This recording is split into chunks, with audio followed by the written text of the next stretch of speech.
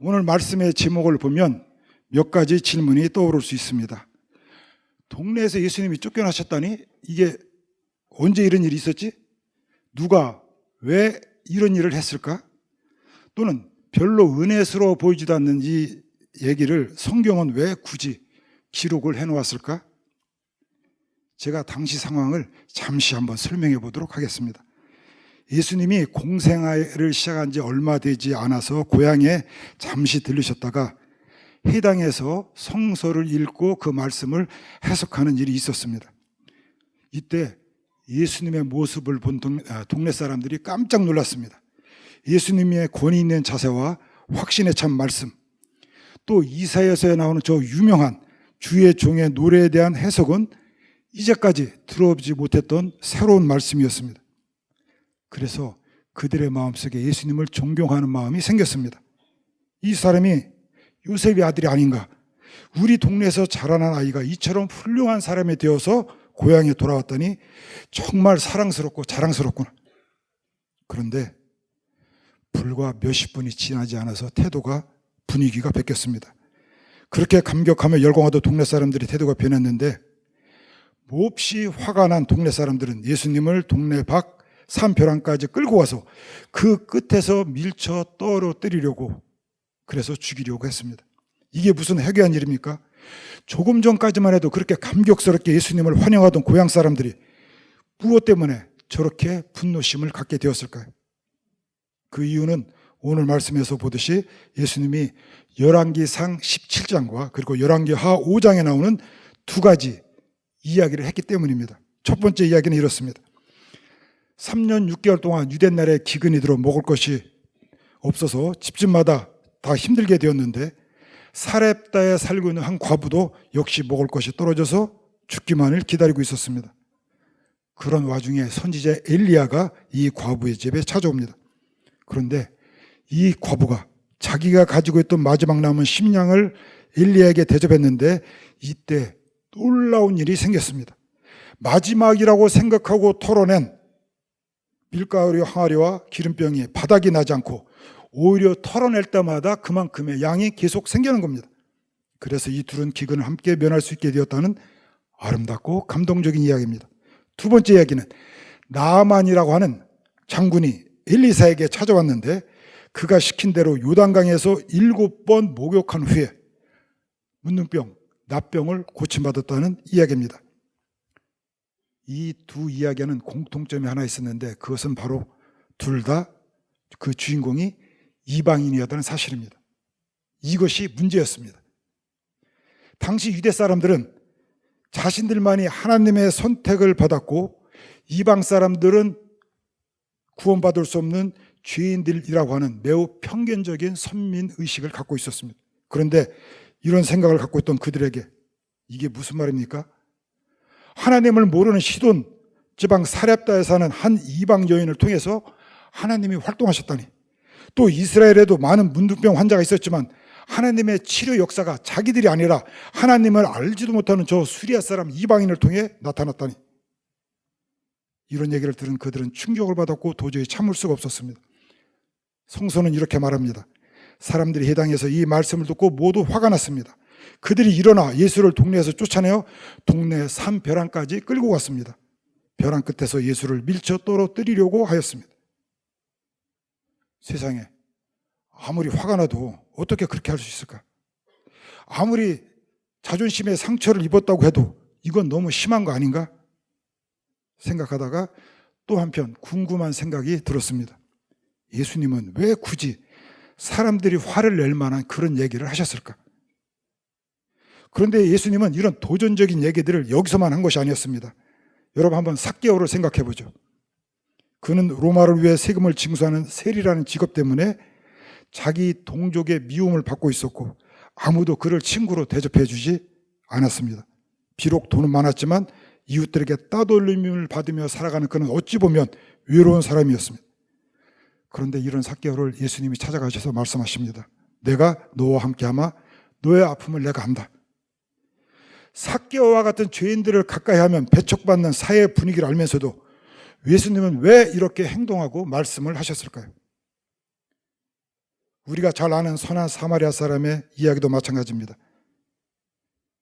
선한 사마리아 사람의 이 비유를 제가 노래로 한번 해볼까요? 여러분 관심 없을지 몰라도 이제 막 3살 된 우리 둘째 손녀가 제가 이 노래하면 곧잘 따라하고 너무나 좋아합니다. 제가 한번 해보겠습니다.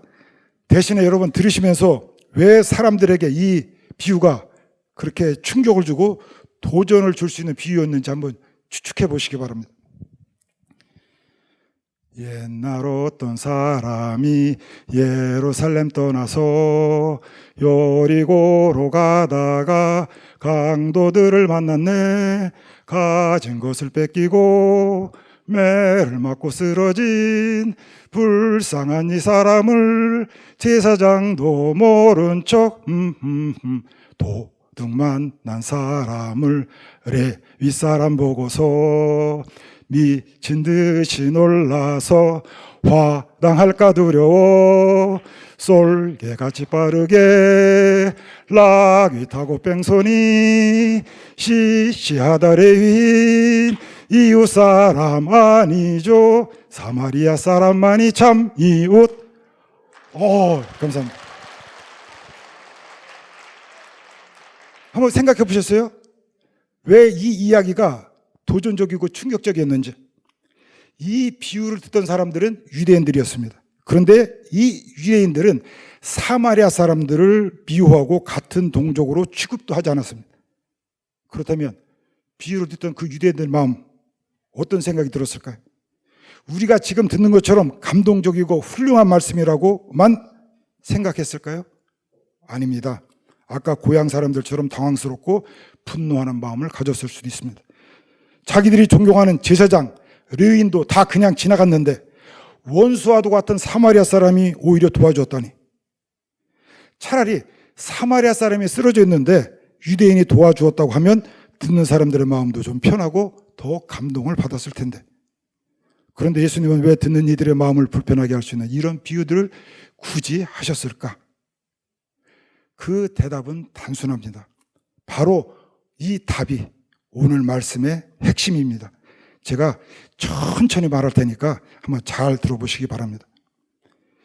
예수님은 유대인들이 갖고 있던 나만 옳다는 편견, 선민의식, 그리고 여기에서 오는 교만과 우월감이 싫으셨습니다. 이런 생각은 결코 하나님의 뜻이 아니었다고 믿었습니다. 그래서 그들의 이런 잘못된 생각을 바꿔주기 위해서 그들에게 파격적이고 받아들이기 힘든 것이었지만 그럼에도 그런 이야기들을 말씀하신 것입니다. 우리는 지금 예수님의 이 도전적인 말씀들이 옳다는 것에 전적으로 동의합니다. 그런데 예수님은 우리에게 같은 말씀을 하십니다. 너희도 너희 생각과 편견과 고집에 갇혀 있으면 안 된다. 내 생각과 판단만이 전부라고 믿으면 안 된다. 그것은 잘못된 것이다. 그러니 마치 하나님이 안 계신 것처럼 내 생각에만 의존하는 것이 아니라 오히려 어떤 순간에도 하나님은 우리의 한계를 뛰어넘어 일하신다는 그 믿음을 가지고 살아가야 된다고 말씀하고 계십니다. 이 말씀을 아주 우리가 쉽게 깨닫게 해줄 수 있는 좋은 이야기가 구약에 나옵니다. 조금 길긴 한데 한번 편한 마음으로 들어보시기 바랍니다. 열왕기하 6장 24절부터 나오는 이야기입니다. 아람 왕 베나닷이 이스라엘의 수도였던 사마리아 성에 쳐들어왔습니다. 그렇지 않아도 흉년이 있던 차에 이 전쟁으로 말미암아 성 안에 기근이 심해져서 도무지 믿을 수 없는 엄청난 비극이 일어납니다. 그 예가 바로 두 여인의 이야기입니다. 오늘은 내 아들을, 내일은 내 아들을 먹자 하고 합의를 봤는데 다음날 한 여인이 자기 아들을 숨겨놓고 내놓지를 않았습니다. 그래서 다툼이 일어났는데 이 모습을 지나가던 왕이 보게 되고 왕은 자기 옷을 찢으며 괴로워합니다. 이런 상황에서 선지자 엘리사가 예언을 했습니다. 내일 이맘때에는 사마리아 성문에서 고온가루 한 스아에 한 세겔을 하고 보리 두 스아에 한 세겔을 하리라. 이는 사마리아 성이 곧 아람 군대의 포위에서 해방될 것이며 당장 폭등했던 곡물값이 떨어질 것이라는 그러한 예언입니다. 당시 상황에서 이런 엘리사의 예언은 너무나 비현실적이고 실현 불가능해 보였습니다. 그런데 엘리사는 내 말을 들으라가 아니고 여호와 하나님의 말씀을 들을지어다 라고 선포합니다. 그에게는 확신이 있기 때문이었습니다. 우리가 여호와 하나님을 신뢰하면 그분은 우리를 위해 일하실 것이다.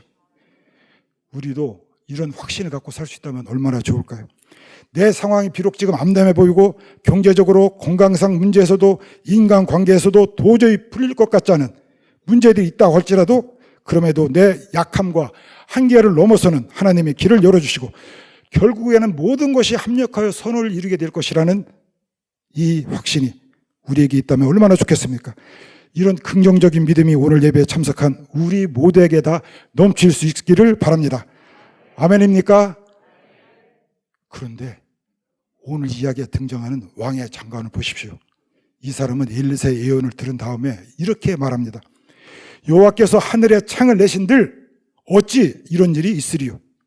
이 말은 어떻게 저 막강한 아람 군대가 항복하고 그리고 자기 자식을 잡아먹을 정도로 기근이 심각한데 어떻게 곡물값이 그렇게 파격적으로 인하될 수 있겠느냐? 그것은 어불성설이라는 것입니다.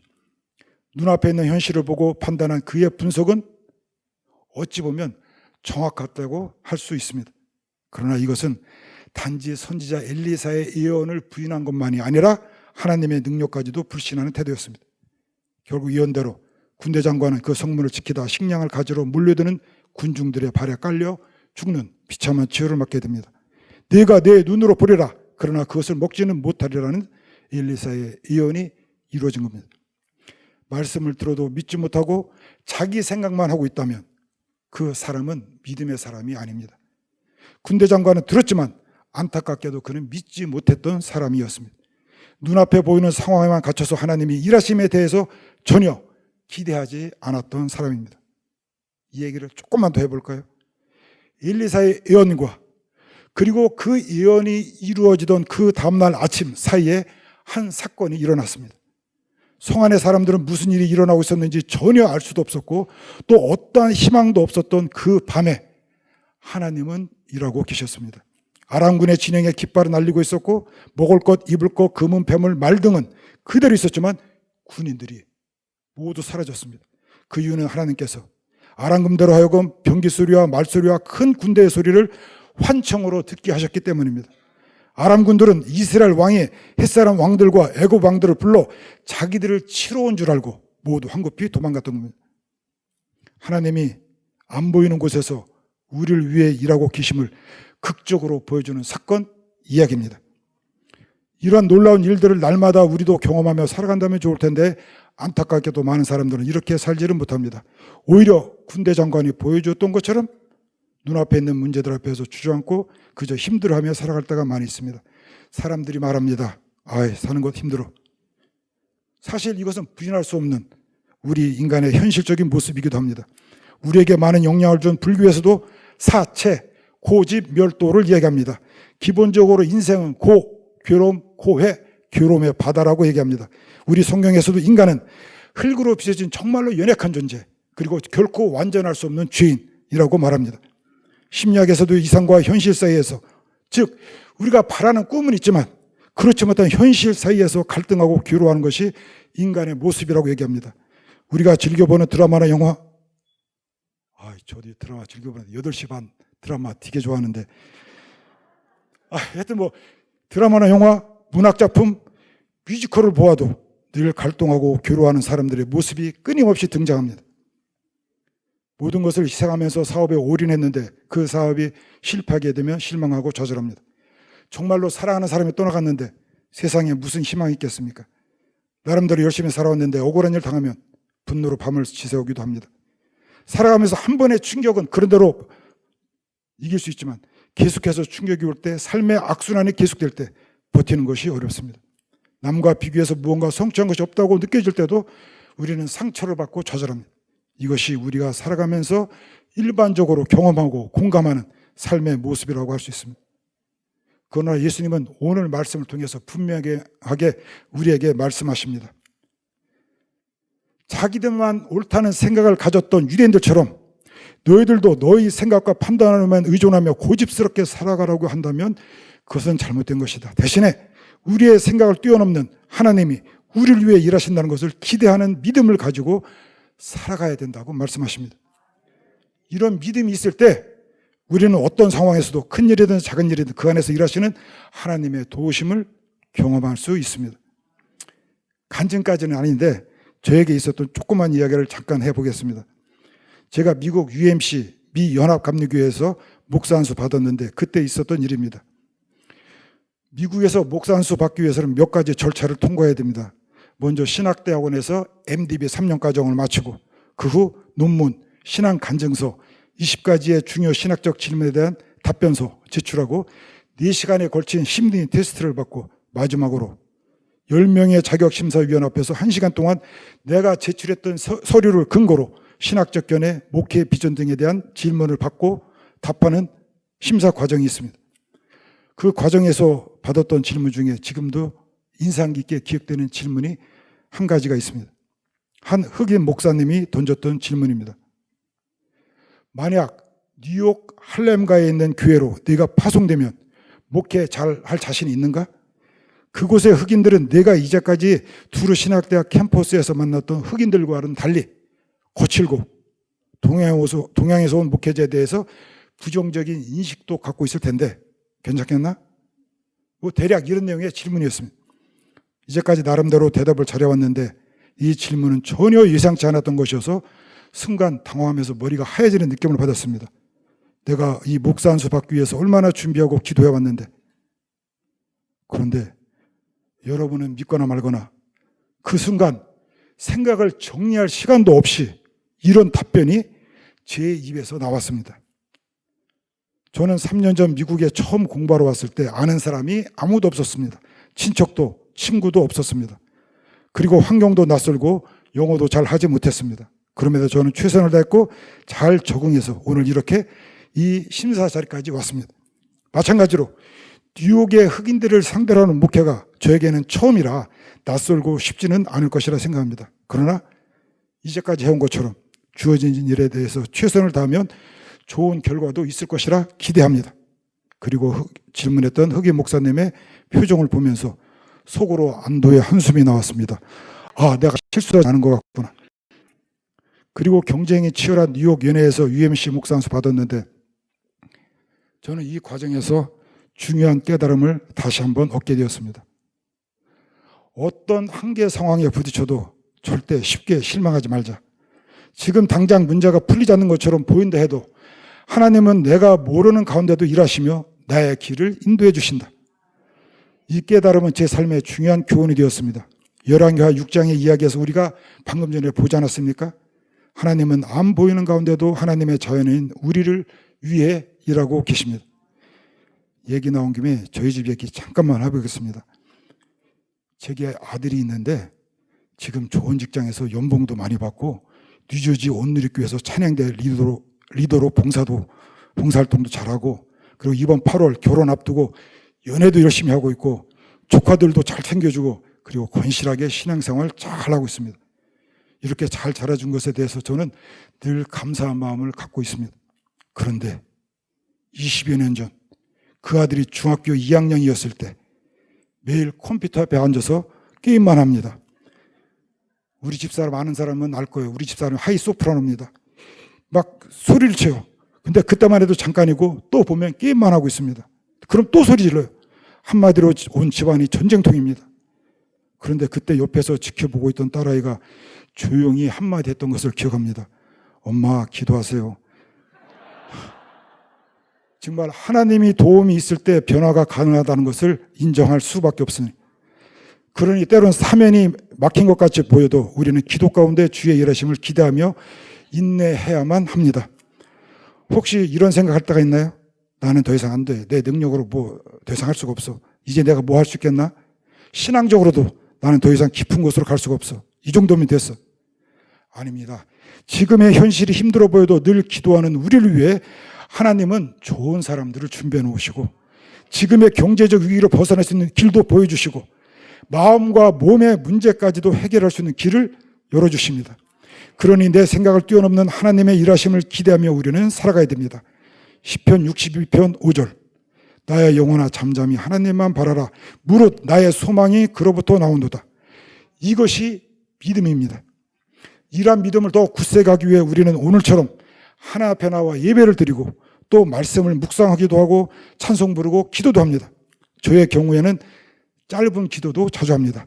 힘든 순간 화가 나서 참기 어려울 때, 견디기 어려운 상황이 있을 때 조용히 마음속으로 짧은 기도를 반복합니다. 하나님, 주여, 하나님께 모든 것 맡깁니다. 하나님 힘을 주소서. 짧은 기도잖아요. 하나님 힘을 주소서. 하나님 힘을 주소서. 하나님 저에게 힘을 주소서.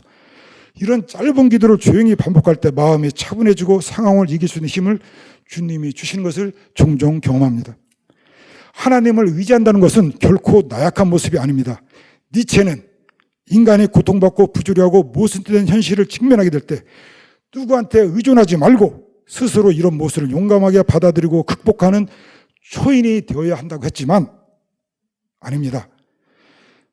자신의 한계를 겸손히 받아들이고 하나님을 의지하는 것은 무책임하거나 소극적인 것이 아니라 오히려 적극적인 삶의 자세이고 삶의 지혜인 것을 우리는 알고 있습니다. 겟세마네 동산에서 내 원하는 대로가 아니라 오히려 하나님의 뜻대로 되기를 기도하는 예수님의 모습은 이것을 잘 보여줍니다. 믿음은 우리의 상식과 이성을 뛰어넘습니다. 이것을 쉽게 설명한 사람이 있는데 실존주의 철학자이며 독실한 신앙을 가지고 있던 키에르케고르입니다. 그는 인간을 세 단계로 나눴습니다. 심리적 존재, 윤리적 존재, 종교적 존재. 첫 단계는 내 자신의 행복과 만족을 위해 사는 단계입니다. 내가 하고 싶은 것, 먹고 싶은 것, 배우고 싶은 것, 성취하고 싶은 것 등을 하면서 살아갑니다.